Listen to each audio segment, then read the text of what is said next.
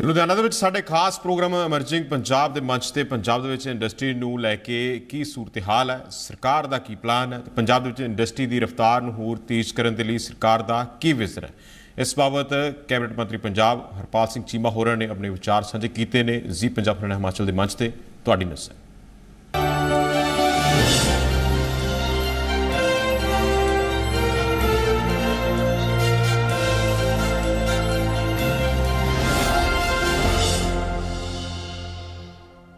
ਸਾਡਾ ਇਹ ਜਿਹੜਾ ਪੈਨਲ ਹੈ ਬਹੁਤ ਹੀ ਖਾਸ ਹੈ ਕਿਉਂਕਿ ਇਸ ਪੈਨਲ ਦੇ ਵਿੱਚ ਸਾਡੇ ਨਾਲ ਜੁੜਨ ਜਾ ਰਹੇ ਨੇ ਪੰਜਾਬ ਦੇ ਫਾਈਨੈਂਸ ਮਿਨਿਸਟਰ ਹਰਪਾਲ ਸਿੰਘ ਚੀਮਾ ਜੀ।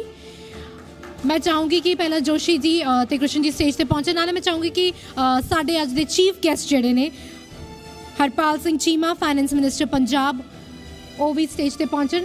ਜ਼ੋਰਦਾਰ ਤਾਲੀਆਂ ਦੇ ਨਾਲ ਸਵਾਗਤ ਕੀਤਾ ਜਾਵੇ ਸਾਡੇ ਪੰਜਾਬ ਦੇ ਫਾਈਨੈਂਸ ਮਿਨਿਸਟਰ ਹਰਪਾਲ ਸਿੰਘ ਚੀਮਾ ਜੀ ਦਾ। ਪੰਜਾਬ ਦੀ ਇੰਡਸਟਰੀ ਪੂਰੇ ਪੰਜਾਬ ਨੂੰ ਲੈ ਕੇ ਚਰਚਾ ਹੋਏਗੀ। ਇਕੱਲੇ ਇੱਕ ਵਿਸ਼ੇ ਨੂੰ ਕੇਂਦਰਿਤ ਵੀ ਨਹੀਂ ਕਰਾਂਗੇ ਕਿਉਂਕਿ ਪੰਜਾਬ ਇਸ ਵੇਲੇ ਕਿਸ ਮਾਰ ਹੇਠਾਂ ਹੈ।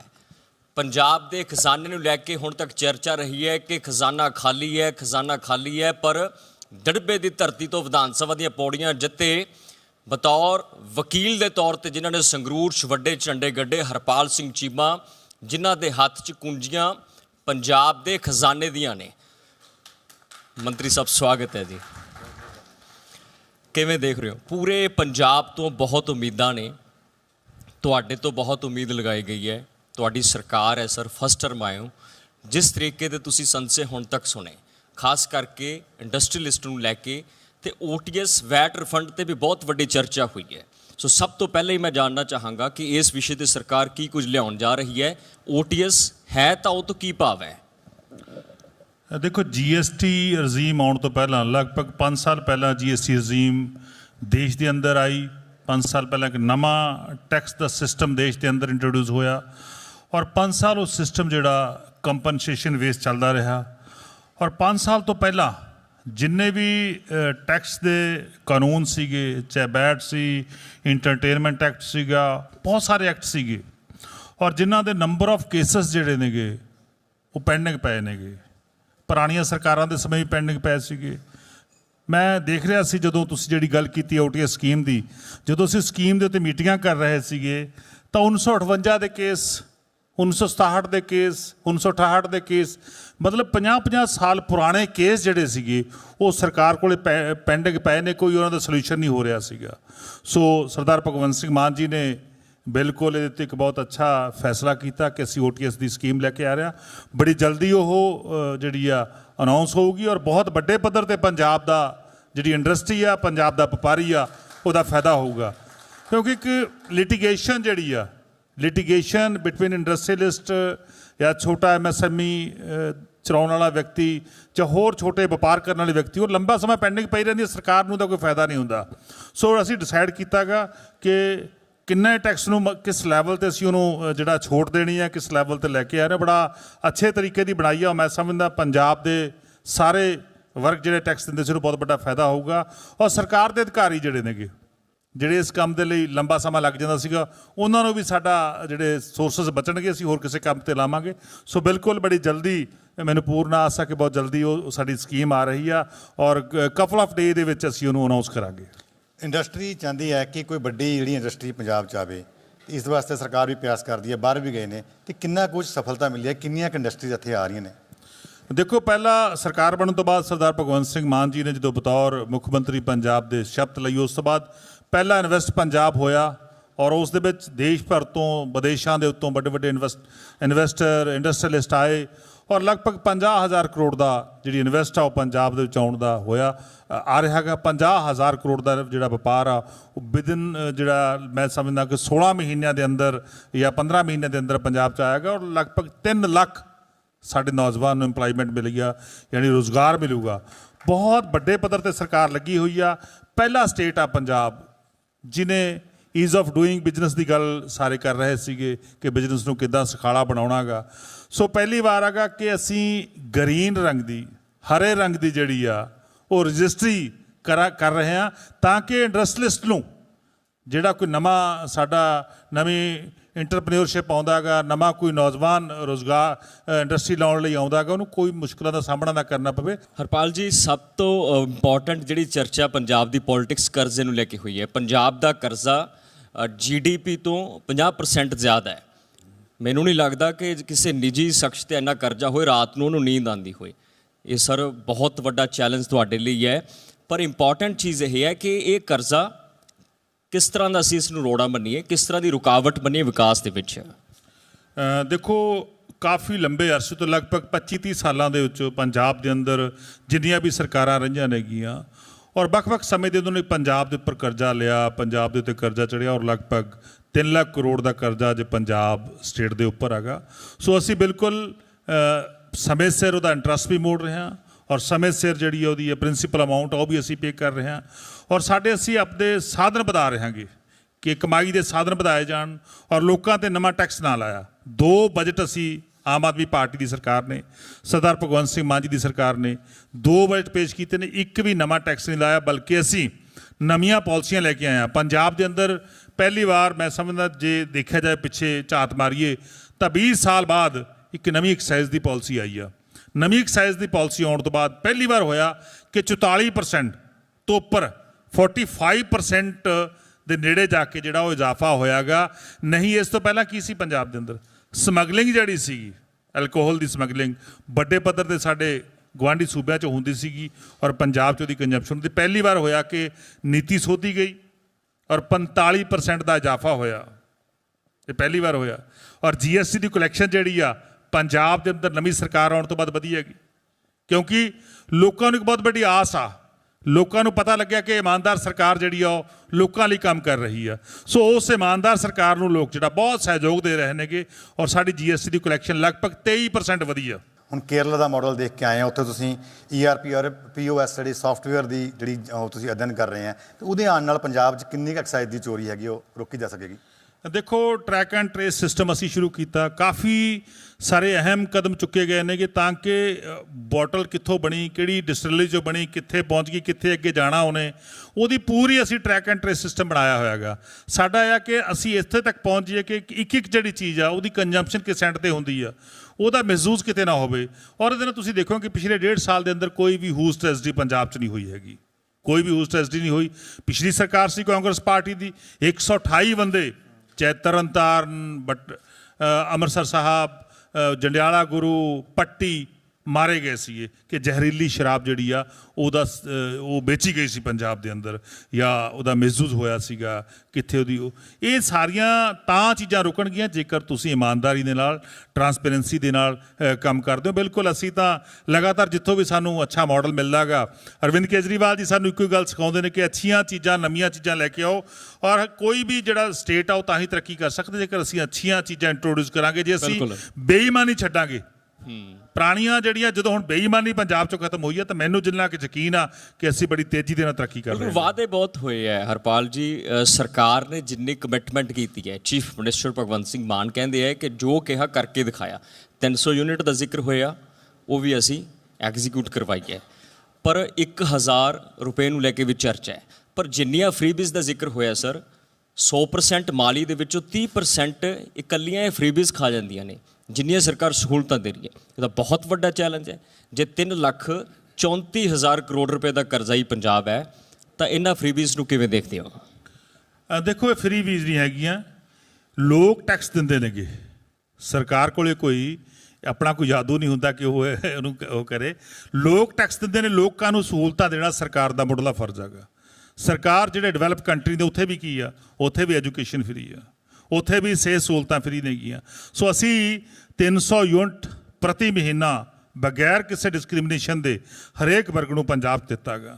ਇਸੇ ਤਰ੍ਹਾਂ ਮੁਹੱਲਾ ਕਲੀਨਿਕ ਬਣ ਕੇ ਤਿਆਰ ਹੋਏ, ਲਗਭਗ 25 ਲੱਖ ਤੋਂ ਉੱਪਰ ਬੰਦਿਆਂ ਦਾ ਇਲਾਜ ਜਿਹੜਾ ਉਹ ਪੰਜਾਬ ਦੇ ਅੰਦਰ ਹੁਣ ਤੱਕ ਫਰੀ ਹੋ ਚੁੱਕਿਆ ਗਾ।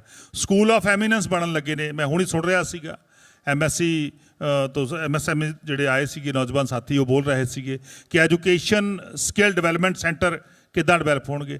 ਸਕੂਲ ਆਫ ਐਮੀਨੈਂਸ 'ਚ ਇਹੀ ਨਿਰਧਾਰਿਤ ਹੋਊਗਾ। ਚੀਮਾ ਸਾਹਿਬ, ਤੁਸੀਂ ਗੱਲ ਕਰੀ ਹੈ ਵੀ ਬਜਟ ਜਿਹੜਾ ਹੈਗਾ 2 ਲੱਖ ਕਰੋੜ ਦਾ ਹੈਗਾ ਆ, ਉਹਦੇ ਡਿਵੈਲਪਮੈਂਟ ਵਾਸਤੇ ਬਹੁਤ ਘੱਟ ਖਰਚਾ ਆਉਂਦਾ ਕਿਉਂਕਿ ਬਚਦਾ ਹੈਗਾ ਬਜਟ, ਕਿਉਂਕਿ ਤੁਸੀਂ ਜ਼ਿਆਦਾ ਪੈਨਸ਼ਨਾਂ ਜ਼ਿਆਦਾ ਤਨਖਾਹਾਂ ਦੇ ਉੱਪਰ ਅਤੇ ਲੋਨ ਦੇ ਉੱਪਰ ਜਿਹੜਾ ਵਿਆਜ ਦੇਣਾ ਔਰ ਲੋਨ ਉਤਾਰਨ 'ਚ ਲੱਗ ਜਾਂਦਾ ਕਿ ਡਿਵੈਲਪਮੈਂਟ ਜਿਹੜਾ ਹੈਗਾ ਉੱਪਰ ਜਿਹੜਾ ਬਜਟ ਆ ਉਹ ਕਦੋਂ ਵਧੇਗਾ ਕਿ ਪੰਜਾਬ 'ਚ ਹਰ ਜਗ੍ਹਾ ਡਿਵੈਲਪਮੈਂਟ ਹੋਵੇ। ਬਿਲਕੁਲ, ਡਿਵੈਲਪਮੈਂਟ ਦੇ ਲਈ ਅਸੀਂ ਇੱਕ ਸੈਪਰੇਟ ਬਜਟ ਜਿਹੜਾ ਉਹ ਰੱਖਦੇ ਹਾਂ ਹਮੇਸ਼ਾ ਹੀ। ਇਸ ਵਾਰ ਜੇ ਮੈਂ ਗੱਲ ਕਰਾਂ ਤਾਂ ਸਕੂਲ ਐਜੂਕੇਸ਼ਨ ਦੇ ਅੰਦਰ ਪਿਛਲੀ ਵਾਰ ਤਾਂ ਬਹੁਤ ਵੱਡੇ ਪੱਧਰ ਤੇ ਵਾਅਦਾ ਕੀਤਾ ਸੀ 57%, ਇਸ ਵਾਰ ਵੀ 17% ਕੀਤਾ ਗਾ। ਔਰ ਪੰਜਾਬ ਦੇ ਅੰਦਰ ਜੇ ਮੈਂ ਗੱਲ ਕਰਾਂ medical college Malerkotla, medical college Hoshiarpur ਅਤੇ ਸੰਗਰੂਰ ਮੈਡੀਕਲ ਕਾਲਜ ਸੰਗਰੂਰ, ਇਹ ਸਾਰੇ ਜਿਹੜੇ ਨੇਗੇ ਸਾਡੇ ਪ੍ਰੋਜੈਕਟ ਨੇਗੇ ਉਹ ਚੱਲ ਰਹੇ ਨੇਗੇ। ਪੰਜਾਬ ਦੇ ਅੰਦਰ ਜਦੋਂ ਮੈਡੀਕਲ ਐਜੂਕੇਸ਼ਨ ਦੀ ਹੋਊ ਤਾਂ ਸਾਡੇ ਬੱਚੇ ਜਿੱਥੇ ਪੜ੍ਹਨਗੇ ਉੱਥੇ ਦੂਜੇ ਸਟੇਟਾਂ 'ਚੋਂ ਆ ਕੇ ਵੀ ਬੱਚੇ ਇੱਥੇ ਐਜੂਕੇਸ਼ਨ ਲੈਣਗੇ, ਉਹਦਾ ਪੰਜਾਬ ਨੂੰ ਬਹੁਤ ਵੱਡਾ ਫਾਇਦਾ ਹੋਊਗਾ। ਔਰ ਇਸੇ ਤਰ੍ਹਾਂ ਇੰਡਸਟਰੀ ਦੇ ਖੇਤਰ ਦੇ ਅੰਦਰ ਨਵੇਂ ਕਲਸਟਰ ਅਸੀਂ ਬਣਾਉਣ ਜਾ ਰਹੇ ਹਾਂ ਤਾਂ ਕਿ ਨਵੀਂ ਇੰਡਸਟਰੀ ਪੰਜਾਬ ਦੇ ਅੰਦਰ ਆਊ। ਸੋ ਬਿਲਕੁਲ ਅਸੀਂ ਕੈਪੀਟਲ ਦੇ ਲਈ ਜਿਹਨੂੰ ਆਪਾਂ ਕਹਿ ਦਿੰਦੇ ਹਾਂ ਇਨਵੈਸਟਮੈਂਟ ਦਾ ਇੱਕ ਵੱਡਾ ਬਜਟ ਪਿਛਲੇ ਸਾਲ ਵੀ ਰੱਖਿਆ ਸੀ, ਇਸ ਸਾਲ ਵੀ ਰੱਖਿਆਗੇ। ਔਰ ਲਗਭਗ ਮੈਂ ਬੀਂਗ ਏ ਫਾਈਨਾਂਸ ਮਿਨਿਸਟਰ ਦੱਸ ਸਕਦਾ ਕਿ ਪਹਿਲੀ ਵਾਰ ਆ ਕਿ ਮੈਂ ਹਰੇਕ ਸਾਲ 2 ਵਾਰ ਐਕਸਪੈਂਡੀਚਰ ਤੇ ਮੀਟਿੰਗਾਂ ਲੈਣਾ ਗਾ। ਦੇਖੋ, ਸੈਂਟਰ ਤੇ ਪੰਜਾਬ ਦੇ ਜਿਹੜੇ ਰਿਲੇਸ਼ਨ ਨੇ ਉਹ ਸੁਖਾਲੇ ਨਹੀਂ ਹਨ। ਪਿੰਡਾਂ ਦੀ ਇੱਕ ਕਹਾਵਤ ਹੁੰਦੀ ਹੈ ਕਿ ਬੰਦਾ 2 ਚੀਜ਼ਾਂ ਤੋਂ ਦੂਰ ਰਹੇ, ਕਿ ਬਿਮਾਰੀ ਨਾ ਉਸ ਨੂੰ ਲੱਗੇ ਕਿ ਅਦਾਲਤਾਂ ਦਾ ਖਹਿੜਾ। RDF ਦੇ ਮੁੱਦੇ 'ਤੇ ਵੀ ਸਰਕਾਰ ਨੂੰ ਸੁਪਰੀਮ ਕੋਰਟ ਦਾ ਦਰਵਾਜ਼ਾ ਖੜਕਾਉਣਾ ਪਿਆ, ਵਿਸ਼ੇਸ਼ ਇਜਲਾਸ ਦੇ ਵੀ ਮੁੱਦੇ 'ਤੇ ਖੜਕਾਉਣਾ ਪਿਆ। ਸਰਕਾਰ ਲੱਗਦਾ ਹੈ ਕਿ ਅਦਾਲਤਾਂ ਦੇ ਵੱਸ ਪੈ ਗਈ ਹੈ, ਜਦ ਸਰਕਾਰ ਨੂੰ ਸਿਰਫ ਹੁਣ ਇੱਕੋ ਹੀ ਟਰੈਕ ਦਿਖ ਰਿਹਾ ਹੈ। ਆਖਿਰਕਾਰ ਸੈਂਟਰ ਤੇ ਪੰਜਾਬ ਦੇ ਰਿਲੇਸ਼ਨ ਕਿਸ ਤਰੀਕੇ ਨਾਲ ਸੁਖਾਲੇ ਹੋ ਸਕਦੇ ਹੈ? ਦੇਖੋ, ਗੌਰਮੈਂਟ ਆਫ ਇੰਡੀਆ ਜਾਂ BJP ਜੇ ਆਪਾਂ ਕਹਿ ਲਈਏ, BJP ਜਿਹੜੀ ਆ ਜਿੱਥੇ ਨਾਨ BJP ਸਟੇਟ ਨੇਗੇ, ਜਿੱਥੇ ਗੈਰ ਭਾਜਪਾਈ ਸਟੇਟ ਨੇਗੇ, ਉਹਨਾਂ ਸਾਰੇ ਸਟੇਟਾਂ ਦੇ ਨਾਲ ਵਿਤਕਰਾ ਕਰ ਰਹੀ ਹੈ। ਸਾਰੇ ਸਟੇਟਾਂ ਨੂੰ ਫਾਈਨੈਂਸ਼ੀਅਲ ਤੌਰ ਤੇ ਜਿਹੜਾ ਹੈਗਾ ਤੋੜਿਆ ਜਾ ਰਿਹਾ ਹੈਗਾ। ਪੰਜਾਬ ਜਿਹੜਾ ਸੂਬਾ ਗਾ, ਅਸੀਂ ਕਿਹਾ ਕਿ ਅਸੀਂ ਓਲਡ ਪੈਨਸ਼ਨ ਸਕੀਮ ਲਾਗੂ ਕਰਨੀ ਚਾਹੁੰਦੇ ਹਾਂ, ਸਾਡੀ ਬੋਰਿੰਗ ਲਿਮਟ ਘਟਾਤੀ। ਕਿ ਦੂਜੇ ਸੂਬਿਆਂ ਨੇ ਜਿਹੜੇ ਨਾਨ BJP ਸੂਬੇ ਨੇਗੇ, ਚਾਹੇ ਹਿਮਾਚਲ ਦੀ ਮੈਂ ਗੱਲ ਕਰਾਂ, ਛੱਤੀਸਗੜ੍ਹ ਦੀ ਗੱਲ ਕਰਾਂ, ਰਾਜਸਥਾਨ ਦੀ ਗੱਲ ਕਰਾਂ, ਜਿਨ੍ਹਾਂ ਨੇ ਵੀ ਉਹ ਸਕੀਮਾਂ ਲਾਗੂ ਕਰਨ ਦੀ ਕੋਸ਼ਿਸ਼ ਕੀਤੀ ਹੈ ਉੱਥੇ ਬੋਰਿੰਗ ਲਿਮਟ ਘਟਾਤੀ ਤਾਂ ਕਿ ਉਹਨਾਂ ਦੇ ਜਿਹੜੇ ਆਰਥਿਕ ਸਿਸਟਮ ਆ ਉਹਨੂੰ ਵਿਗਾੜਿਆ ਜਾਵੇ।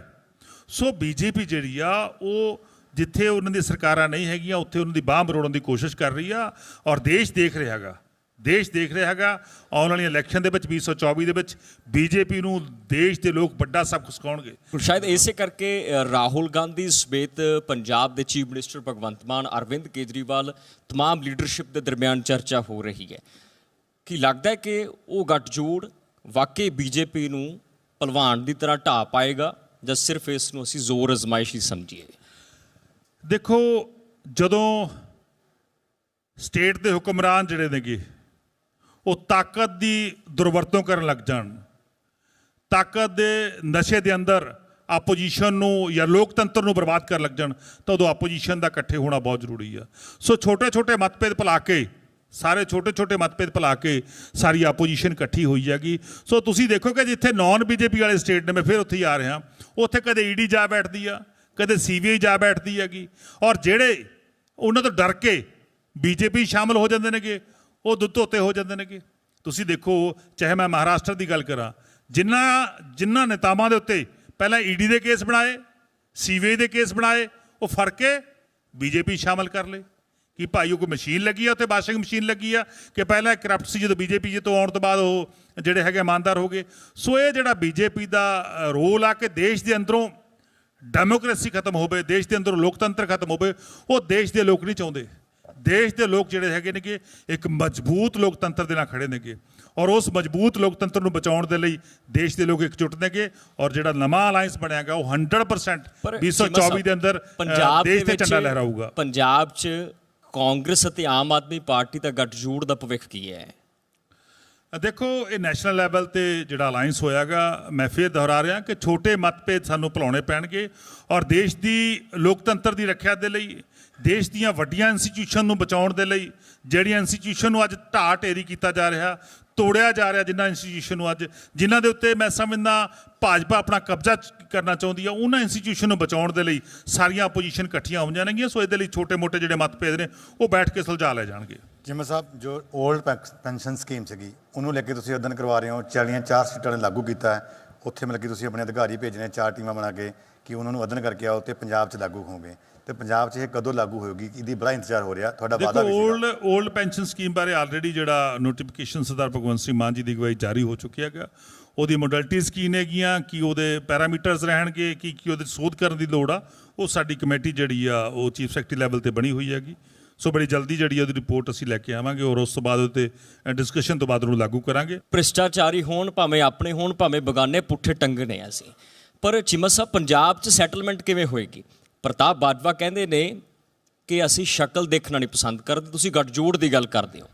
ਹਾਲਾਂਕਿ ਤੁਹਾਡਾ ਬੁਢੱਪਣ ਹੈ, ਤੁਹਾਡਾ ਵੱਡਾ ਜਿਗਰ ਹੈ, ਤੁਸੀਂ ਕਿਹਾ ਕਿ ਠੀਕ ਹੈ ਮਤਭੇਦ ਜਿੰਨੇ ਮਰਜ਼ੀ ਹੋਣ, ਪਰ ਜਦੋਂ ਹਾਕਮ ਭਾਰੀ ਹੋਵੇ ਇਕੱਠੇ ਹੋਣਾ ਪੈਂਦਾ। ਤਾਂ ਪੰਜਾਬ 'ਚ ਕਿਵੇਂ 117 ਚੋਂ ਕਿੰਨੀਆਂ ਸੀਟਾਂ ਦੇ ਫਿਰ ਆਮ ਆਦਮੀ ਪਾਰਟੀ ਲੜੂਗੀ, ਕਿੰਨੀਆਂ ਤੇ ਕਾਂਗਰਸ ਲੜੇਗੀ? ਕਿਤੇ ਇਸ ਤਰੀਕੇ ਨਾਲ ਨਾ ਹੋਏ ਕਿ ਜਿਨ੍ਹਾਂ ਨੂੰ ਭ੍ਰਿਸ਼ਟਾਚਾਰੀ ਕਿਹਾ ਹੋਵੇ ਉਹਨਾਂ ਦੇ ਲਈ ਹੱਕ 'ਚ ਪ੍ਰਚਾਰ ਹੋਵੇ। ਸੋ ਇਹ ਸੈਟਲਮੈਂਟ ਕਿਸ ਤਰੀਕੇ ਨਾਲ ਹੋਏਗੀ? ਇਹਦੇ ਨਾਲ ਜੁੜਿਆ ਹੋਇਆ ਸਵਾਲ ਹੈ ਜੀ। ਜਾਖੜ ਸਾਹਿਬ ਕਹਿੰਦੇ ਆ ਵੀ ਹੁਣ ਜਿਹੜੀ ਓਪੋਜੀਸ਼ਨ ਖਤਮ ਹੋ ਗਈ ਹੈ, ਵੀ ਸਾਰੇ ਇੱਕੋ ਹੋ ਗਏ ਨੇ, ਇੱਕ ਪਾਸੇ ਬੈਠਣੇ ਚਾਹੀਦੇ ਨੇ, ਕੋਈ ਓਪੋਜੀਸ਼ਨ ਨਹੀਂ ਹੈ ਵਿਧਾਨ ਸਭਾ 'ਚ। ਦੇਖੋ ਇਹ ਨੈਸ਼ਨਲ ਲੀਡਰਸ਼ਿਪ ਜਿਹੜੀ ਸਾਡੀ ਨੈਸ਼ਨਲ ਲੀਡਰਸ਼ਿਪ ਆ, ਅਰਵਿੰਦ ਕੇਜਰੀਵਾਲ ਜੀ, ਸਾਡੀ ਸਮੁੱਚੀ ਟੀਮ, ਸਰਦਾਰ ਭਗਵੰਤ ਸਿੰਘ ਮਾਨ ਔਰ ਕਾਂਗਰਸ ਪਾਰਟੀ ਔਰ ਦੂਸਰੀਆਂ तमाम ਪਾਰਟੀਆਂ, ਕੋਈ ਇਹ ਤਾਂ ਹੈ ਨਹੀਂ ਕਿ ਇਕੱਲੀਆਂ ਸਾਡਾ ਕਾਂਗਰਸ ਪਾਰਟੀ ਜਾਂ ਆਮ ਆਦਮੀ ਪਾਰਟੀ ਦਾ ਅਲਾਇੰਸ ਆ। ਇੰਡੀਆ ਅਲਾਇੰਸ ਜਿਹੜਾ ਬਹੁਤ ਵੱਡਾ ਅਲਾਇੰਸ ਹੈਗਾ, ਸੋ ਉਹਦੇ ਵਿੱਚ ਜਿੰਨੀਆਂ ਪਾਰਟੀਆਂ ਨੇਗੀਆਂ ਉਹ ਸਾਰੀਆਂ ਬੈਠਣਗੀਆਂ, ਸਿਰ ਜੋੜ ਕੇ ਬੈਠਣਗੀਆਂ। ਔਰ ਉਸ ਤੋਂ ਬਾਅਦ ਕਿਵੇਂ ਸੀਟ ਸ਼ੇਅਰਿੰਗ ਹੁੰਦੀ ਹੈ, ਕਿਵੇਂ ਸੀਟ ਸ਼ੇਅਰਿੰਗ ਨਹੀਂ ਹੁੰਦੀ, ਇਹ ਤਾਂ ਉਹ ਕਾਫੀ ਬਾਅਦ ਦੀ ਗੱਲ ਆ। ਅਜੇ ਤਾਂ ਸ਼ੁਰੂਆਤ ਹੋਈ ਆ, ਸੋ ਇਹਦੇ ਲਈ ਸਮਾਂ ਲੱਗੂਗਾ। ਸੋ ਮੈਂ ਫਿਰ ਕਹਿਣਾਗਾ ਕਿ ਜਦੋਂ ਦੁਸ਼ਮਣ ਜਿਹੜਾ ਹੈਗਾ ਉਹ ਦੇਸ਼ ਨੂੰ ਤਬਾਹ ਕਰਨ 'ਤੇ ਲੱਗਿਆ ਹੋਵੇ, ਦੇਸ਼ ਦੀਆਂ ਸੰਸਥਾਵਾਂ ਨੂੰ ਤਬਾਹ ਕਰਨ 'ਤੇ ਲੱਗਿਆ ਹੋਵੇ ਔਰ ਦੇਸ਼ ਦੇ ਅੰਦਰ ਡਿਕਟੇਟਰਸ਼ਿਪ ਪੈਦਾ ਕਰ ਰਿਹਾ ਹੋਵੇ, ਦੇਸ਼ ਦੇ ਅੰਦਰ ਆਪੋਜੀਸ਼ਨ ਨੂੰ ਮਾਰਨ ਦਾ ਕੰਮ ਕਰ ਰਿਹਾ ਹੋਵੇ, ਉਦੋਂ ਮੈਂ ਸਮਝਦਾ ਲੋਕਤੰਤਰ ਦੀ ਰੱਖਿਆ ਲਈ ਲੋਕਾਂ ਨੂੰ ਇਕੱਠੇ ਹੋਣਾ ਬਣਦਾਗਾ। ਸੋ ਅਸੀਂ ਸਾਰੇ ਮਤਭੇਦ ਭੁਲਾ ਕੇ ਉਸ ਮੰਚ ਤੇ ਆਉਣ ਲਈ ਆਏ ਹਾਂ। ਸਾਰਥਕ ਗੱਠਜੋੜ ਮੰਨ ਰਹੇ ਹੋ ਕਿ ਜਿੰਨਾ ਹੋਵੇ ਤਾਂ ਸਾਰਥਕ ਹੈ। ਤੇ ਪਾਣੀ ਨੂੰ ਲੈ ਕੇ ਤੁਸੀਂ ਇੱਕ ਕੰਸਰਨ ਰੇਜ਼ ਕੀਤਾ ਕਿ ਪੰਜਾਬ ਦੇ ਵਿੱਚ ਪਾਣੀ ਲਗਾਤਾਰ ਡੂੰਘੇ ਹੁੰਦਾ ਜਾ ਰਿਹਾ। ਹੜ੍ਹਾਂ ਕਰਕੇ 1993-1999 ਦੇ ਵਿੱਚ $1 ਬਿਲੀਅਨ ਦਾ ਨੁਕਸਾਨ ਹੋਇਆ। ਇਸ ਵਾਰ ਖਜ਼ਾਨਾ ਮੰਤਰੀ ਜਾਂ ਖਜ਼ਾਨਾ ਵਿਭਾਗ ਦੀ ਕੀ ਰਿਪੋਰਟ ਹੈ ਕਿ 19 ਜ਼ਿਲ੍ਹਿਆਂ ਦੇ ਵਿੱਚ ਕਿੰਨੇ ਕਰੋੜ ਜਾਂ ਖਰਬਾਂ ਜਾਂ ਅਰਬਾਂ ਦਾ ਕਿੰਨੇ ਦਾ ਨੁਕਸਾਨ ਹੋਇਆ? ਦੇਖੋ ਬਿਲਕੁਲ ਬਹੁਤ ਕਾਫੀ ਅਰਸੇ ਬਾਅਦ ਜਿਵੇਂ ਕਹਾ ਪੰਜਾਬ ਵਿੱਚ ਹੜ੍ਹ ਆਏ ਨੇਗੇ ਔਰ ਪੰਜਾਬ ਦੇ ਕਾਫੀ ਸਾਰੇ ਜਿਹੜੇ ਚੋਏ, ਨਦੀਆਂ, ਨਾਲੇ ਓਵਰਫਲੱਡ, ਉਹਨਾਂ 'ਚ ਪਾਣੀ ਵਧਿਆਗਾ ਔਰ ਬਹੁਤ ਵੱਡੇ ਪੱਧਰ 'ਤੇ ਪੰਜਾਬ ਦਾ ਨੁਕਸਾਨ ਹੋਇਆਗਾ। ਔਰ ਸਾਰੇ ਡਿਪਾਰਟਮੈਂਟ ਜਿਹੜੇ ਨੇ ਕਿ ਆਪਦਾ ਅਸੈਸਮੈਂਟ ਲਾ ਰਹੇ ਨੇ, ਖਾਸ ਕਰਕੇ ਕਿਉਂਕਿ ਪਾਣੀ 2 ਦਿਨ ਪਹਿਲਾਂ ਹੀ ਉਹਦਾ ਸਤਰ ਨੀਚੇ ਹੋਇਆਗਾ। PWD ਆਪਣਾ ਲਾ ਰਿਹਾ ਗਾ, ਬਿਜਲੀ ਬੋਰਡ, ਪਾਵਰ ਕਾਰਪੋਰੇਸ਼ਨ ਆਪਣਾ ਲਾ ਰਹੀ ਆ, ਪਟਵਾਰੀ, ਕਨਗੋਤ, ਸਾਡੇ ਜਿਹੜੇ ਆਫੀਸਰ ਸਾਹਿਬਾਨ ਨੇ ਉਹ ਕਿਸਾਨਾਂ ਦੀਆਂ ਉਹਦੇ 'ਚ ਲੱਗੇ ਨੇਗੇ। ਸੋ ਬਿਲਕੁਲ ਬੜੀ ਜਲਦੀ ਜਿਹੜੀ ਇਹਦੀ ਰਿਪੋਰਟ ਆ ਉਹ ਅਸੀਂ ਜਨਤਕ ਕਰਾਂਗੇ ਕਿ ਕਿੰਨੇ ਹਜ਼ਾਰ ਕਰੋੜ ਦਾ ਨੁਕਸਾਨ ਪੰਜਾਬ 'ਚ ਹੋਇਆਗਾ। ਸੋ ਅਸੀਂ ਉਸ ਲਈ ਕੇਂਦਰ ਨੂੰ ਵੀ ਜਿਹੜਾ ਲਿਖ ਰਹੇ ਹਾਂਗੇ ਕਿ ਸਾਡੀ ਇਸ ਦੀ ਭਰਪਾਈ ਕੀਤੀ ਜਾਵੇ, ਕਿਉਂਕਿ ਇਹ ਕੁਦਰਤੀ ਆਫਤ ਆ ਗਈ। ਕੁਦਰਤੀ ਆਫਤ ਦੇ ਅੱਗੇ ਕਿਸ ਦਾ ਜ਼ੋਰ ਨਹੀਂ ਹੁੰਦਾ ਹੈਗਾ। ਇਹ ਪਾਣੀ ਜਿਹੜਾ ਹਿਮਾਚਲ ਤੋਂ, ਪਹਾੜਾਂ ਤੋਂ ਚੱਲਿਆ, ਬਾਰਿਸ਼ ਉੱਥੇ ਵੀ ਜ਼ਿਆਦਾ ਪਈ, ਪੰਜਾਬ 'ਚ ਵੀ ਜ਼ਿਆਦਾ ਪਈ, ਇਹਦੇ ਵਿੱਚ ਮੈਂ ਸਮਝਦਾ ਕਿਸੇ ਦਾ ਕੋਈ ਦੋਸ਼ ਨਹੀਂ ਹੁੰਦਾ। ਇਹਦੇ ਲਈ ਸੈਂਟਰ ਨੂੰ ਜਿਹੜਾ ਹੈਗਾ ਉਹ ਸਟੇਟਾਂ ਦੇ ਨਾਲ ਖੜਨਾ ਚਾਹੀਦਾ ਹੈਗਾ, ਸੈਂਟਰ ਨੂੰ ਆਪਣੀ ਜ਼ਿੰਮੇਵਾਰੀ ਨਿਭਾਉਣੀ ਚਾਹੀਦੀ ਹੈ। ਬਿਲਕੁਲ। ਪਰ 218 ਕਰੋੜ ਰੁਪਏ ਮਿਲਿਆ, 218 ਕਰੋੜ ਦਾ ਚੈੱਕ ਪੰਜਾਬ ਨੂੰ ਸੌਂਪਿਆ ਗਿਆ, ਰੀਇੰਬਰਸ ਨਹੀਂ ਕਰਵਾਇਆ ਗਿਆ ਜਾਂ ਕੀ ਸਟੇਟਸ ਹੈ ਉਸ ਦੀ ਸਟੇਟਮੈਂਟ ਆਉਣੀ ਹਾਲੇ ਬਾਕੀ ਹੈ। ਪਰ ਜਿੰਨਾ ਕਿ ਸਾਨੂੰ ਪਤਾ ਲੱਗਾ ਕਿ 24 ਜਾਂ 48 ਘੰਟਿਆਂ ਦੇ ਵਿੱਚ ਸਰਕਾਰ ਨੇ ਉਸ ਨੂੰ ਛੇੜਿਆ ਤੱਕ ਨਹੀਂ। ਚੀਫ ਮਿਨਿਸਟਰ ਮਾਨ ਜਵਾਬ ਕਰਦੇ ਹੈ, ਰਿਪਲਾਈ ਕਰਦੇ ਹੈ ਕਿ ਅਸੀਂ ਐਸਟੀਮੇਟਸ ਤਾਂ ਭੇਜ ਦਾਂਗੇ, ਜਿੰਨਾ ਐਸਟੀਮੇਟ ਪੰਜਾਬ ਦੇ ਵਿੱਚ ਨੁਕਸਾਨ ਹੋਇਆ ਅਸੀਂ ਸੈਂਟਰ ਨੂੰ ਭੇਜ ਦਿਆਂਗੇ, ਪਰ ਅਸੀਂ ਭਿਖਾਰੀ ਨਹੀਂ, ਅਸੀਂ ਮੰਗਾਂਗੇ ਨਹੀਂ ਕੁਝ ਵੀ ਉਹਨਾਂ ਤੋਂ। ਦੇਖੋ ਜਿਹੜਾ ਤੁਸੀਂ 218 ਕਰੋੜ ਰੁਪਏ ਦੀ ਗੱਲ ਕੀਤੀ ਆ, ਜਦੋਂ ਕੇਂਦਰੀ ਬਜਟ ਪੇਸ਼ ਹੁੰਦਾ ਗਾ ਉਹਦੇ ਅੰਦਰ ਬਜਟ ਰੱਖਿਆ ਜਾਂਦਾ ਗਾ ਕਿ ਜਦੋਂ ਕੋਈ ਕੁਦਰਤੀ ਆਫਤ ਆਊਗੀ, ਕੁਦਰਤੀ ਆਫਤਾਂ ਨੂੰ ਨਜਿੱਠਣ ਦੇ ਲਈ ਅਸੀਂ ਸਟੇਟਾਂ ਨੂੰ ਆਹ ਪੈਸੇ ਦੇਵਾਂਗੇ। ਉਹ 436 ਕਰੋੜ ਰੁਪਇਆ, ਮੈਂ ਅੱਜ ਕਲੀਅਰ ਕਰ ਦਿਆਂ, ਉਹ 436 ਕਰੋੜ ਰੁਪਏ ਦਾ ਬਜਟ ਆ ਸਾਲਾਨਾ ਜਿਹੜਾ ਇਸ ਸਾਲ ਪੰਜਾਬ ਨੂੰ ਅਲਾਟ ਹੋਇਆਗਾ। ਉਹ 436 ਕਰੋੜ ਦਾ ਬਜਟ ਆ। ਹਜੇ ਤਾਂ ਸਿਰਫ ਤੇ ਸਿਰਫ ਪਹਿਲੀ ਕਿਸ਼ਤ ਜਿਹੜੀ ਆ ਉਹ 218 ਕਰੋੜ ਦੀ ਜਿਹੜੀ ਆ ਉਹ ਸੈਂਟਰ ਸਰਕਾਰ ਨੇ ਭੇਜੀ ਆ। ਸੋ ਮੇਰਾ ਕਹਿਣ ਦਾ ਭਾਵ ਹੈ ਇਹ ਕਹਿਣਾ ਕਿ ਅਸੀਂ ਕੁਦਰਤੀ ਆਫਤਾਂ ਲਈ, ਉਹ ਤਾਂ ਆਲਰੇਡੀ ਜਿਹੜਾ ਸੈਂਕਸ਼ਨ ਹੋਏ ਪੈਸੇ ਉਹ ਭੇਜੇ ਨੇ। ਜਿਹੜੀ ਇਹ ਕੁਦਰਤੀ ਆਫਤ ਆਈ ਜਾਗੀ ਇਹਦੇ ਲਈ ਤਾਂ ਕੋਈ ਪੈਸੇ ਨਹੀਂ ਭੇਜਿਆ। ਇਹ 218 ਕਰੋੜ ਰੁਪਏ 'ਚ ਪੂਰੀ ਨਹੀਂ ਹੋਣੀ ਹੈਗੀ। ਜੇ ਕੇਂਦਰ ਸਰਕਾਰ ਇਸ ਗੱਲ ਤੋਂ ਪੱਲਾ ਝਾੜਨਾ ਚਾਹੁੰਦੀ ਹੈ ਜਾਂ ਬੀਜੇਪੀ ਦੇ ਜਿਹੜੇ ਕੁਝ ਲੀਡਰ ਬੋਲ ਰਹੇ ਸੀ ਕਿ 218 ਕਰੋੜ ਰੁਪਏ ਆ ਗਿਆ, 218 ਕਰੋੜ ਦਾ ਨੁਕਸਾਨ ਨਹੀਂ, ਨੁਕਸਾਨ ਤਾਂ ਕਿਤੇ ਬਹੁਤ ਜ਼ਿਆਦਾ ਹੋਇਆ ਪੰਜਾਬ ਦਾ। ਸੋ ਇਹ ਜ਼ਿੰਮੇਵਾਰੀ ਤੋਂ ਭੱਜਣ ਵਾਲੀ ਗੱਲ ਕਰ ਰਹੇ ਨੇਗੇ। ਇਹ ਤਾਂ ਆਲਰੇਡੀ ਮੈਂ ਸਮਝਦਾ ਤਾਂ ਜਦੋਂ ਬਜਟ ਆਇਆ ਸੀਗਾ ਮਾਰਚ ਦੇ ਵਿੱਚ, ਪਹਿਲੇ ਮਹੀਨੇ ਆ ਜਾਣੀ ਚਾਹੀਦੀ ਸੀ। ਇਹ ਕਿਸ਼ਤ ਮਾਰਚ 'ਚ ਆ ਜਾਣੀ ਚਾਹੀਦੀ, ਜਿਹੜੀ ਜੁਲਾਈ ਦੇ ਵਿੱਚ ਆਈ ਹੈਗੀ। ਸੋ ਉਦੋਂ ਆਈ ਆ ਜਦੋਂ ਲੱਗਿਆ ਕਿ ਹਾਂਜੀ ਹੁਣ ਡਿਮਾਂਡ ਖੜੀ ਹੋਣੀ ਆ, ਹੁਣ ਆਪਾਂ ਭੇਜ ਦਈਏ। ਸੋ ਉਹ ਲੀਡਰ ਜਿਹੜੇ ਨੇਗੇ ਉਹ ਮੈਂ ਸਮਝਦਾ ਪੰਜਾਬ ਨੂੰ ਗੁੰਮਰਾਹ ਕਰ ਰਹੇ ਨੇਗੇ। ਇਹ 36 ਕਰੋੜ ਦਾ ਬਜਟ ਸੀਗਾ ਜਿਹੜਾ ਪੰਜਾਬ ਨੂੰ ਐਲੋਕੇਟ ਹੋਇਆ ਸੀਗਾ, ਉਹਦੇ 'ਚ 218 ਕਰੋੜ ਦੀ ਜਿਹੜੀ ਆ 50% ਦੀ ਕਿਸ਼ਤ ਆਈ ਆ ਅੱਜ। ਇੱਕ ਹੋਰ ਸਵਾਲ ਸੀਗਾ, ਤੁਸੀਂ GST ਦੀ ਗੱਲ ਕੀਤੀ, GST ਦੀ ਕਲੈਕਸ਼ਨ ਪਹਿਲੀ ਵਾਰੀ ਮਤਲਬ ਕਿ ਰਿਕਾਰਡ ਹੋਈ ਹੈ, ਪਰ ਜਦੋਂ ਆંકੜੇ ਦੱਸਦੇ ਨੇ ਕਿ ਜੋ ਇੱਕ ਮਹੀਨੇ ਦੀ ਜੋ GST ਕਲੈਕਸ਼ਨ ਹੁੰਦੀ ਹੈ ਉਹ ਪੰਜਾਬ 'ਚ ਤਕਰੀਬਨ 2000 ਕਰੋੜ ਹੁੰਦੀ ਹੈ, ਉਹ ਹਰਿਆਣਾ ਦੇ ਵਿੱਚ 8000 ਕਰੋੜ ਦੀ ਹੁੰਦੀ ਹੈ। ਤੇ ਇਹ ਜਿਹੜਾ ਪਾੜਾ ਹੈ ਇਹਦਾ ਕਿੱਦਾਂ ਪੂਰਾ ਕੀਤਾ ਜਾਊਗਾ? ਕਿਉਂਕਿ ਪੰਜਾਬ ਪਹਿਲਾਂ ਸੰਪੰਨ ਹੈ, ਸਭ ਕੁਝ ਸਾਡੇ ਕੋਲ ਹੈਗਾ, ਟੈਕਸ ਦੇਣ ਵਾਲੇ ਜ਼ਿਆਦਾ ਬੰਦੇ ਨੇ, ਪਰ ਫਿਰ ਵੀ ਹਰਿਆਣਾ ਅੱਗੇ ਹੈ। ਦੇਖੋ, ਪੰਜਾਬ ਤੇ ਹਰਿਆਣੇ ਦਾ ਕੰਪੈਰੀਜ਼ਨ ਦੀ ਗੱਲ ਨਹੀਂ ਹੈਗੀ, ਕਿਉਂਕਿ ਉੱਥੇ ਬਹੁਤ ਸਾਰੀਆਂ ਕੰਪਨੀਆਂ, ਜੇ ਮੈਂ ਕਹਾਂ ਤਾਂ ਉਹ ਐਡਜੋਇਨਿੰਗ ਦਿੱਲੀ ਦੇ ਆਲੇ ਦੁਆਲੇ ਲੱਗਦਾ ਗਾ, ਔਰ ਉੱਥੇ ਗੁੜਗਾਉਂ, ਫਰੀਦਾਬਾਦ, ਕਰਨਾਲ ਵੱਡੇ ਵੱਡੇ ਸ਼ਹਿਰ ਨੇ, ਔਰ ਜਿੱਥੇ ਮਲਟੀਨੈਸ਼ਨਲ ਕੰਪਨੀਆਂ ਦੇ ਆਪਦੇ ਜਿਹੜੇ ਹੈਗੇ ਨੇ ਆਫਿਸ ਨੇ, ਵੱਡੇ ਵੱਡੇ ਹੈੱਡ ਆਫਿਸ ਨੇ, ਉੱਥੇ ਉਹਨਾਂ ਦੀ ਇਨਕਮ ਜ਼ਿਆਦਾ ਕੀ, ਪਰ ਜਿੰਨੀ ਆਪਾਂ ਕਹਿ ਰਹੇ ਉਨੀ ਜ਼ਿਆਦਾ ਨਹੀਂ ਹੈਗੀ। ਪੰਜਾਬ ਨੇ, ਮੈਂ ਫਿਰ ਦੁਹਰਾ ਰਿਹਾ ਕਿ ਪਿਛਲੇ 5 ਸਾਲ GST ਨੂੰ ਕਿਵੇਂ ਵਧਾਉਣਾ ਕੋਈ ਕਦਮ ਨਹੀਂ ਚੁੱਕੇ ਗਿਆ। ਸਾਡੀ ਸਰਕਾਰ ਆਉਣ ਤੋਂ ਬਾਅਦ ਟੈਕਸ ਇੰਟੈਲੀਜੈਂਟ ਯੂਨਿਟ ਸਥਾਪਿਤ ਕੀਤਾ ਗਿਆ, ਔਰ ਅਸੀਂ ਡਾਟਾ ਮਾਈਨਿੰਗ ਤੇ ਕੰਮ ਕਰ ਰਹੇ ਹਾਂਗੇ। ਡਾਟਾ ਮਾਈਨਿੰਗ ਤੇ ਕੰਮ ਕਰਨ ਤੋਂ ਬਾਅਦ ਹੀ ਇਹ ਹੋਇਆ, ਸੰਭਵ ਹੋ ਸਕਿਆ ਕਿ 23% ਜਿਹੜੀ ਆ ਉਹਦੀ ਗਰੋਥ ਹੋਈ ਜਾਗੀ GST ਦੀ ਕਲੈਕਸ਼ਨ ਦੇ ਵਿੱਚ। ਸੋ ਬਿਲਕੁਲ ਅਸੀਂ ਲੱਗੇ ਆ ਜੀ, ਹੌਲੀ ਹੌਲੀ ਮੈਂ ਸਮਝਦਾ ਸਾਰਾ ਠੀਕ ਹੋਊਗਾ। ਰੈਵਨਿਊ ਜਨਰੇਟ ਕਰਨ ਵਾਸਤੇ ਜਿਹੜੀ ਹੈਗੀ ਹੈ, ਮਤਲਬ ਕਿ ਇੰਡਸਟਰੀਜ਼ ਵੀ ਕਹਿੰਦੇ ਸੀਗੇ ਵੀ ਜਿਹੜਾ ਰੈਵਨਿਊ ਡਿਪਾਰਟਮੈਂਟ ਹੈ ਉਹਦੇ ਵਿੱਚ ਤਾਂ ਆਨਲਾਈਨ ਕੀਤਾ ਜਾ ਰਿਹਾ ਸਭ ਕੁਝ, ਪਰ ਜੋ ਇੰਡਸਟਰੀ ਡਿਪਾਰਟਮੈਂਟ ਹੈ ਉਹਦੇ ਵਿੱਚ ਬਹੁਤ ਸਾਰੀਆਂ ਹਲੇ ਵੀ ਜਿਹੜੀਆਂ ਕੰਮ ਨੇ ਉਹ ਮੈਨੂਅਲ ਹੁੰਦੇ ਨੇ, ਉਹ ਆਨਲਾਈਨ ਹੋਣ ਤਾਂ ਸਾਨੂੰ ਵੱਡਾ ਫਾਇਦਾ ਹੋਵੇਗਾ। ਅੱਜ ਹੀ ਸੀ ਕਨਕਲੇਵਸ ਕਈ ਇੰਡਸਟਰੀਜ਼ ਨੇ ਕਿਹਾ ਹੈ।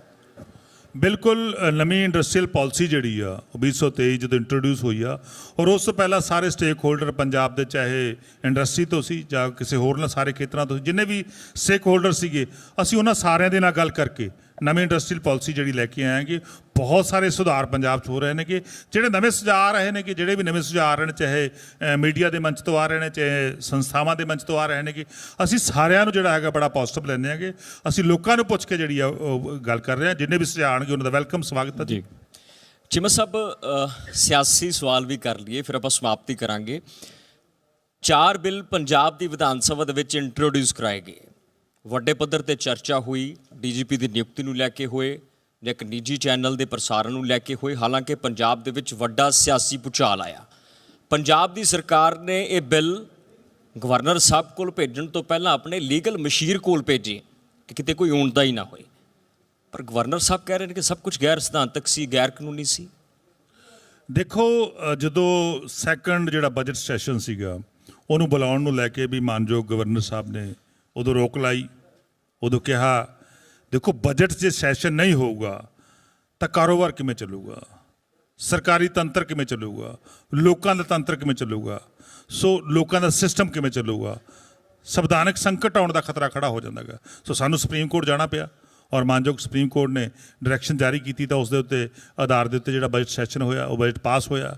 ਸੋ ਮੈਂ ਸਮਝਦਾ ਮਾਨਯੋਗ ਗਵਰਨਰ ਸਾਹਿਬ ਨੂੰ ਬਤੌਰ BJP ਦੇ ਪ੍ਰਤੀਨਿਧ ਕੰਮ ਨਹੀਂ ਕਰਨਾ ਚਾਹੀਦਾ, ਉਹਨਾਂ ਨੂੰ ਬਤੌਰ ਰਾਜਪਾਲ ਕੰਮ ਕਰਨਾ ਚਾਹੀਦਾ, ਉਹਨਾਂ ਨੂੰ ਆਪਣੇ ਅਹੁਦੇ ਦੀ ਗਰਮਾ ਬਣਾ ਕੇ ਰੱਖਣੀ ਚਾਹੀਦੀ ਆ।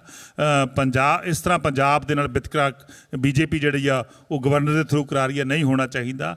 ਜਿਹੜੇ 4 ਬਿੱਲ ਪਾਸ ਹੋਏ ਨੇ ਬਿਲਕੁਲ ਉਹ ਲੀਗਲੀ ਹੋਏ ਨੇਗੇ।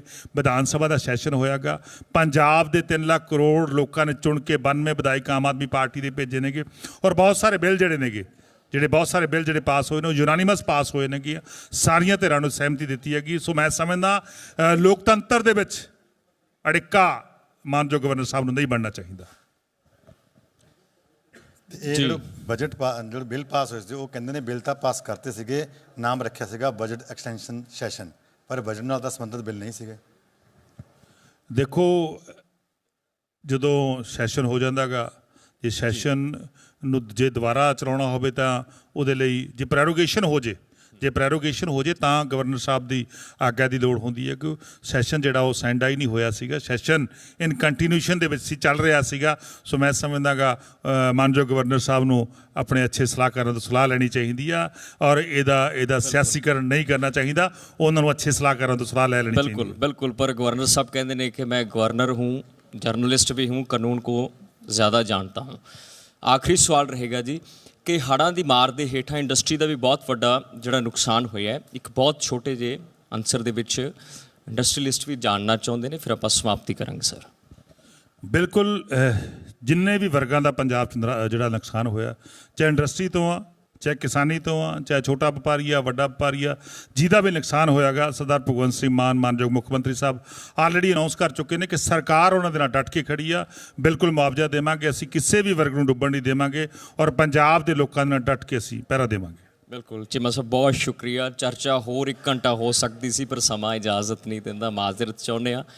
ਹਰਪਾਲ ਸਿੰਘ ਚੀਮਾ ਪੰਜਾਬ ਦੇ ਵਜ਼ੀਰੇ ਖਜ਼ਾਨਾ, ਜਿਨ੍ਹਾਂ ਨਾਲ ਗੱਲਬਾਤ ਕਰਨ ਦੀ ਕੋਸ਼ਿਸ਼ ਕੀਤੀ। ਜੀਓ ਪੋਲੀਟਿਕਸ 'ਤੇ ਚਰਚਾ ਹੋਈ, ਇੰਡੀਆ ਗੱਠਜੋੜ 'ਤੇ ਚਰਚਾ ਹੋਈ, ਬਹੁਤ ਵੱਡੀਆਂ ਗੱਲਾਂ ਬੋਲੀਆਂ ਗਈਆਂ ਕਿ ਮਨਭੇਦ ਤੋਂ ਉੱਪਰ ਉੱਠ ਕੇ ਵੱਡੇ ਭਲਵਾਨ ਨੂੰ ਢਾਉਣਾ ਪਏਗਾ। ਪਰ ਪੰਜਾਬ ਦੇ ਵਿੱਚ ਪਲਾਨ ਕੀ ਰਹੇਗਾ? ਪੰਜਾਬ 'ਚ ਆਮ ਆਦਮੀ ਪਾਰਟੀ, ਕਾਂਗਰਸ ਕਿਸ ਤਰੀਕੇ ਨਾਲ ਇੱਕ ਮੰਚ 'ਤੇ ਇਕੱਠੀ ਹੋ ਸਕਦੀ ਹੈ, ਇਸ ਪਲਾਨ 'ਤੇ ਵੀ ਚਰਚਾ ਹੋਈ। ਨਾਲ ਇੰਡਸਟਰੀ ਨੂੰ ਲੈ ਕੇ ਵੀ ਪੁੱਛਿਆ ਗਿਆ ਕਿ ਇੰਡਸਟਰੀ 'ਤੇ ਜਿੰਨੇ ਨੁਕਸਾਨ ਦੀ ਭਰਪਾਈ ਸਰਕਾਰ ਕਰੇਗੀ। ਇੱਕ ਖਰੜਾ ਤਿਆਰ ਕੀਤਾ ਜਾ ਰਿਹਾ ਪੰਜਾਬ ਦੇ ਹੜ੍ਹਾਂ ਨੂੰ ਲੈ ਕੇ ਵੀ ਵਿਚਾਰ ਵਟਾਂਦਰੇ ਹੋਏ, ਕਿਉਂਕਿ $1 ਬਿਲੀਅਨ ਦਾ ਨੁਕਸਾਨ ਪੁਰਾਣੇ ਸਮੇਂ ਦੇ ਵਿੱਚ ਹੋਇਆ। ਤੇ ਚੀਫ ਮਿਨਿਸਟਰ ਭਗਵੰਤ ਸਿੰਘ ਮਾਨ ਦਾ ਬਿਆਨ ਵੀ ਕਾਫੀ ਚਰਚਾ 'ਚ ਹੈ, ਜਿਨ੍ਹਾਂ ਨੇ ਕਿਹਾ ਸੀ ਕਿ ਸਰਕਾਰ ਯਾਨੀ ਕਿ ਕੇਂਦਰ ਦੀ ਸਰਕਾਰ ਨੂੰ ਸਿਰਫ ਅਸੀਂ ਐਸਟੀਮੇਟ ਭੇਜ ਸਕਦੇ ਹਾਂ, ਅਸੀਂ ਭਿਖਾਰੀ ਨਹੀਂ ਹਾਂ, ਅਸੀਂ ਮੰਗਾਂਗੇ ਨਹੀਂ। ਬਹੁਤ ਸ਼ੁਕਰੀਆ, ਵੱਡੇ ਪੱਧਰ 'ਤੇ ਚਰਚਾ ਕੀਤੀ।